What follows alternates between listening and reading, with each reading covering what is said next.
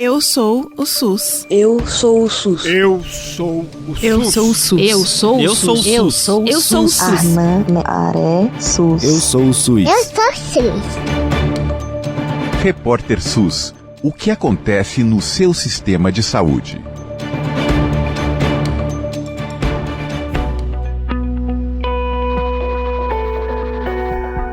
O Repórter SUS desta semana vai voltar a falar sobre a dengue. Aliás, sobre a dengue não, sobre as arboviroses aqui no Brasil. E o nosso gancho para falar sobre isso é uma declaração do presidente Lula na semana passada de que a antecipação de medidas de combate às arboviroses pode fazer com que o Brasil tenha um declínio considerável e importante nos casos de dengue, chikungunya, zika, oropoche e outras eventuais arboviroses. Bom, o Brasil vem batendo recorde no número de casos de dengue, por exemplo, desde 2024. No ano de 2023, a gente teve mais de 1.000 mortes pela doença. Esse ano, o total de óbitos supera 5.000. O número de casos se multiplicou. Entre janeiro e agosto, a gente teve mais de 6,5 milhões de casos da dengue. Olha, gente, esse número ele é histórico para o Brasil. É um recorde que nem o Ministério da Saúde imaginava que a gente pudesse alcançar no ano passado, quando fez projeções. Bom, além da dengue, nessa questão das arboviroses, a gente também inclui, como a gente já trouxe aqui, a chikungunya, a zika, e esse ano passou a encarar um novo desafio com a propagação maior no nosso território nacional da febre oropoche. Bom, vamos falar então sobre a antecipação que o governo anunciou do combate à propagação dessas doenças, que normalmente acontece a partir do verão. Agora a gente já está começando na primavera a olhar para esses detalhes e para comentar esse plano que foi lançado pelo governo, avaliar as medidas tomadas. O Repórter SUS dessa semana convidou o infectologista e pesquisador da Fiocruz, Júlio Croda, que já esteve conosco, sempre colabora com o nosso Repórter SUS e com o Brasil de Fato, a nossa cobertura de saúde. Professor, valeu demais por vir tão rapidinho comentar essas declarações do presidente, esse novo plano e como é que o Brasil pode se preparar. Valeu, viu? É um prazer estar com vocês comentando. Acho que é importante a gente repercutir, né, essa antecipação desse plano de combate às arboviroses, enfrentamento à dengue e outras arboviroses. É muito importante que a gente faça esse planejamento justamente nesse momento. Então, de alguma forma, essa antecipação, né, desse movimento nacional, ela é oportuna e adequada. Vamos lá, então. A parceria sonora entre o Brasil de Fato e a Escola Politécnica de Saúde Joaquim Venâncio, da Fiocruz, já está no ar. Professor, a gente teve números inimagináveis, principalmente em relação à dengue esse ano. A gente sabe que a justificativa para esse quadro passa por muitos fatores, inclusive mudanças climáticas, o desmonte dos aparelhos de prevenção a questões de saúde no governo anterior, um período de falta de dados, falta de políticas, desmonte até do nosso sistema único de saúde, tudo isso entra na conta. Esse plano que o governo apresenta para tentar superar esse cenário trágico que a gente teve em 2024, consegue reverter esse quadro que tem tantas variáveis, professor? Muito difícil, né? Mas, assim, é papel do governo federal, sim, né, estabelecer esse plano. São 6 eixos. Por que que eu falo que é muito difícil? É necessário uma articulação política muito importante com a ponta, com os municípios, que é o local onde é executado essas políticas, né? A gente pode ter um planejamento adequado, né? A gente pode ter uma organização, né, do ponto de vista do eixo que foi proposto nesse plano. Foram 6 eixos, né? Prevenção, vigilância, controle vetorial, organização da rede de assistência, preparação da resposta às emergências e comunicação e participação da comunidade. São esses 6 eixos, mas quem executa de fato essas ações é o município, né? Então, além de disponibilização de recursos pelo governo federal para o município, é importante que o governo federal cobre metas específicas do município no que diz respeito à execução desse plano, nos diferentes eixos que foram propostos. Um tema que ficou muito em voga no Brasil durante essa luta de 2024 contra a dengue foi a vacinação, inclusive com muita gente fazendo comparações às questões de vacinação da Covid-19, compra de vacinas e etc. Há um cenário completamente diferente na produção de vacinas contra a dengue, isso globalmente, e um cenário epidêmico também completamente diferente do que a gente viu com o coronavírus na pandemia da Covid-19. E a vacinação não vai ser a principal linha de atuação do governo no combate à dengue. O que é que a gente pode comentar, professor, sobre esse não foco na vacinação? A inexistência da imunização muda a organização das medidas que tem que ter tomadas? Como é que a gente pode explicar que a gente não tem foco na vacinação no caso da dengue? Na verdade, a gente tem foco na vacinação, sim. O Brasil é o primeiro país a incorporar a vacina da dengue no Programa Nacional de Imunização. O Brasil foi pioneiro. Professor, excelente colocação. Ele comprou todas as doses que foram disponibilizadas pela empresa produtora. Inclusive, já deixou claro, né, o Ministério da Saúde que vai comprar todas as doses que serão disponibilizadas em 2025, que é em torno de 9 milhões. A gente também está no aguardo, né, da produção dessa vacina pelo Instituto Butantan. Né? O Butantan publicou os resultados de fase 3 e o Butantan tem que começar a produzir essa vacina. Tenho certeza que o Ministério da Saúde não vai se furtar em fazer a aquisição dessas vacinas, dessas doses necessárias para imunizar a população. Mas a limitação que a gente tem é a disponibilidade de doses. Ninguém consegue ofertar essas doses de vacinas que seriam suficientes para fazer a prevenção, uma ampla campanha de vacinação para todo o país. Então, esse é o problema, né? Então, é bom deixar claro que o país inovou a incorporar a vacina da dengue. Comprou todas as doses de vacina que foram disponibilizadas no mundo, né? Então, assim, mas é insuficiente, né? É bastante insuficiente. Foram entre 3 e 4 milhões de doses em 2024, vai ser 9 milhões de doses em 2025. Isso equivale, se a gente pensar que é uma vacina de 2 doses, né? 9 milhões, vai dar 13 milhões, metade disso, 6,5 milhões de pessoas imunizadas completamente.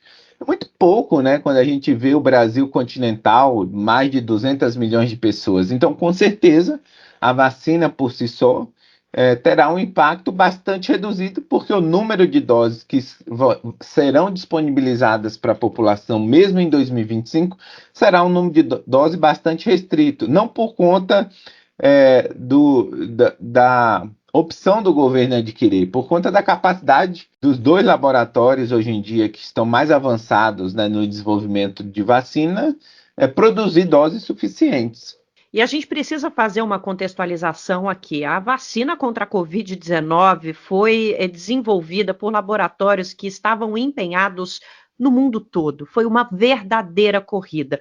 É preciso sempre lembrar que quando as doenças se referem ao sul global, e as arboviroses normalmente são doenças do sul global, é claro que a indústria farmacêutica não vai ter esse interesse tão gigantesco na produção da vacina. Então, não é nem que o Brasil não está focando na vacina, não. O Brasil precisa focar nas outras medidas, porque tem pouca vacina no mundo e a gente já está comprando tudo que tem. Professor, obrigada demais por essa colocação, porque esse detalhe é importantíssimo para a gente entender, inclusive, como é que o nosso Sistema Único de Saúde opera. Voltando ao plano, professor, o plano coloca diversas formas de controle vetorial, estações disseminadoras de larvicidas, o método Wolbachia, me corrija se eu estiver errado, eu já escrevi muito. Né? Wolbachia. Eu já escrevi tanto sobre esse mosquitinho do bem, mas a pronúncia sempre me pega, professor. Temos também a construção de biofábricas e borrifação residual intradomiciliar. São métodos que já estão disponíveis, mas a gente vai precisar de mais investimento, né, professor? É de fácil adoção isso, num contexto de território nacional, por exemplo? Né? A Wolbachia também, o Brasil foi o primeiro país a incorporar essa nova tecnologia de inovação. Então, com certeza, o Brasil é pioneiro. Só que a cobertura, né, em termos dessa nova metodologia, a Wolbachia, também é bastante limitada. Nós temos em Niterói, Campo Grande, Petrolina, e implantação em Foz do Iguaçu, Londrina e Joinville, né? Vai estar sendo construída uma grande biofábrica em Eusébio, no Ceará também, no Paraná. Então, assim, a gente vai ampliar a cobertura de Wolbachia, né?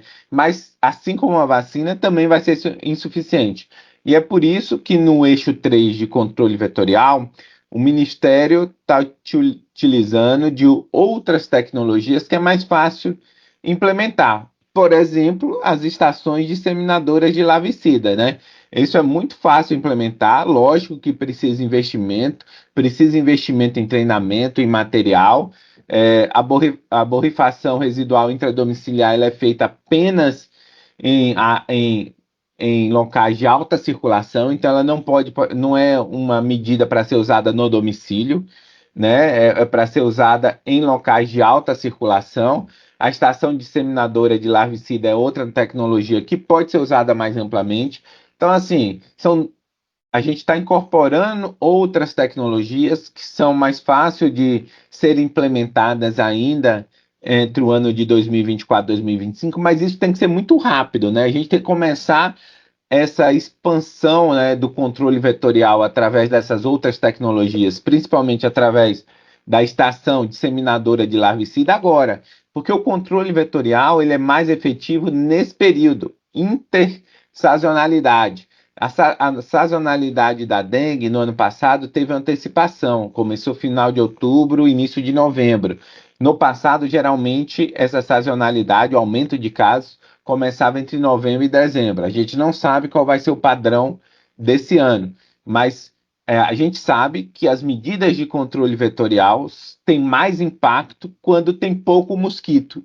E esse é o momento que tem pouco mosquito, antes da chegada do verão. Então é importante, sim, intensificar principalmente o eixo 3 do controle vetorial. E nesse caso, o que a gente tem disponível para o momento, para agora, são as estações disseminadoras de larvicida. Então, seria importante, né, que tivesse um investimento maciço nessa questão de controle vetorial nesse momento, e a gente tem que entender como isso vai ser feito na ponta, né, a nível de município, como o município vai trabalhar com essa nova tecnologia. A gente precisa entender nesse plano do governo federal como isso vai ser transferido para a sua execução especificamente no município, e quanto mais rápido, melhor, porque a gente tem um impacto maior quando a gente faz o controle vetorial antes do verão, antes do próximo período sazonal da doença. Sem dúvida. O plano também cita uma questão de revisão de protocolos de atendimento. O que é que a gente pode falar? Como isso pode ser adotado? Isso é fundamental, né? Porque, assim, a organização da rede assistencial, que é o eixo 4, né? É quando a gente já tem um número expressivo de casos, a circulação importante da doença, né? A gente precisa ter um bom treinamento e protocolos clínicos e diretrizes que possam auxiliar a organização dessa rede assistencial, né? A organização da rede assistencial é fundamental para evitar principalmente os óbitos, né? E no ano passado nós tivemos mais de 5.000 óbitos confirmados, um número bastante expressivo, né? Nesse ano de 2024, né? Eu falo ano passado porque a sazonalidade começou no final do ano, né, de 2023 e entrou em 2024. A sazonalidade, o ano da dengue começa geralmente assim, em novembro. Então, esse é o ano das arboviroses. Então, quando eu falei ano passado, é porque começou em outubro, novembro do ano passado essa sazonalidade. Então, para essa próxima sazonalidade que vai começar agora outubro, novembro e dezembro, é importante que municípios e estados tenham seus planos de contingência, faça o treinamento dos profissionais de saúde para atender as pessoas suspeitas com arbovirose, justamente para a gente evitar esses óbitos. Esse é o momento do treinamento. No momento que tiver uma explosão de número de casos de dengue, vai ser muito difícil, durante o pico da epidemia, que é muito rápido, a gente propor um treinamento para a equipe de saúde que vai estar atendendo essa população. Então, mais uma vez, né, reforço o tempo oportuno do lançamento do plano. Agora é tirar do papel, né, e executar na ponta. Então, esses protocolos clínicos, a parte de organização dos serviços de saúde, treinamento, né, desses profissionais de saúde, elaboração dos planos de contingência, tem que ser feito tudo agora, antes que inicie o período sazonal da doença. Sem dúvida. E, professor, o presidente Lula, no lançamento, né, nessa antecipação do plano, ele falou que, se Deus quiser, nós teremos o ano com os menores índices de dengue e, por consequência, as outras arboviroses também seguiriam essa tendência da nossa história. E no próprio evento, a ministra da Saúde falou que, olha, é um desejo do presidente, uma meta que ele coloca, mas a gente sabe das dificuldades, fica como meta e objetivo que o Ministério da Saúde vai perseguir a todo custo, mas sabemos que o cenário dificilmente acontecerá dessa forma. Não acontecerá dessa forma, professor, mas temos chance de diminuir esse cenário caótico de 2024, que foi assustador, professor. Assim, a gente prevê, né, se vai ter uma grande epidemia de dengue é muito difícil, né, porque depende desses fatores climáticos, mas principalmente nesse momento, da circulação de outros sorotipos, né? A gente teve uma circulação muito intensa em 2024 do sorotipo 1 e 2. A gente tem que monitorar agora o sorotipo 3, começou a circular na região norte, no hemisfério norte, né, no México, em outros países, na sazonalidade deles, né? A sazonalidade deles seria o nosso inverno aqui. Circulou bastante sorotipo 3. Se aqui a gente começar a ter uma circulação intensa de sorotipo 3, pode ser que a gente tenha novamente um ano com bastante número de casos. Acho difícil bater o ano de 2024, né? Mais de 6,5 milhões. Mas o que a gente pode fazer, independente de entender se a gente vai conseguir ou não diminuir o número de casos, é prevenir os óbitos. Prevenir os óbitos é a função do Sistema Único de Saúde, dos estados e municípios. Lógico que o governo federal é o orientador da política. E essa antecipação e lançamento do plano foi fundamental para isso. Mas não pode ficar só nisso, né? Agora a gente tem que ir para os estados, tem que ir para o município, cobrar ações concretas na ponta. Então, evitar o óbito é nossa obrigação. Então, é isso que a gente espera. Isso é totalmente prevenível, desde que os profissionais de saúde sejam bem treinados e os serviços sejam organizados para atender os pacientes com suspeita de arbovirose. Perfeitamente. A gente conversou com o infectologista e pesquisador da Fiocruz, Júlio Croda, que conversou um pouquinho com a gente sobre a antecipação do plano de combate às arboviroses, especialmente a dengue, é mais conhecida aqui entre a gente, mas a gente sabe que tem outras doenças que estão surgindo nessa esteira das arboviroses e as quais a gente precisa ter muita atenção, como população. Tem também a nossa parte, que a gente não citou aqui na entrevista, mas a gente não vai deixar você esquecer. Água parada, lixo, locais com matéria orgânica agora por causa da febre europost em deterioração e muita umidade. A presença do inseto tem que chamar a sua atenção. E você também tem os canais aí para acessar as autoridades sanitárias. A gente tem que mirar nessa atenção. Não é uma obrigação só da população, gente. A política pública é essencial, mas nós não vamos deixar você esquecer que a gente também tem um papel. Professor, obrigada, viu? Valeu demais mais uma vez por essa oportunidade. Um prazer conversar com você, Nara. Está levando informação de qualidade. É importante que a gente dissemine essa informação, porque esse é o momento da comunicação, como você falou, da gente tentar reduzir a quantidade do Aedes aegypti ou do maruim, né? É difícil fazer o controle dele, né? Porque é em material orgânico, mas o Aedes aegypti a gente consegue. E esse é o momento. E através da comunicação de reportagens como essa, a gente pode atingir esse objetivo. É isso, e a gente não pode esquecer também que estamos em ano de eleição e outra medida que a população pode tomar, além de evitar lixo, água parada e etc., combater o mosquito, é combater os maus políticos. Então, vote corretamente e cobre. A gente está em fim de gestão. O controle das arboviroses vai passar por uma transição de gestões municipais no Brasil, a partir de janeiro. E finzinho de gestão, a gente sabe, tem prefeito e prefeita que deixa um pouquinho para lá as coisas. Não deixe, cobre a implementação desse novo plano pelas prefeituras.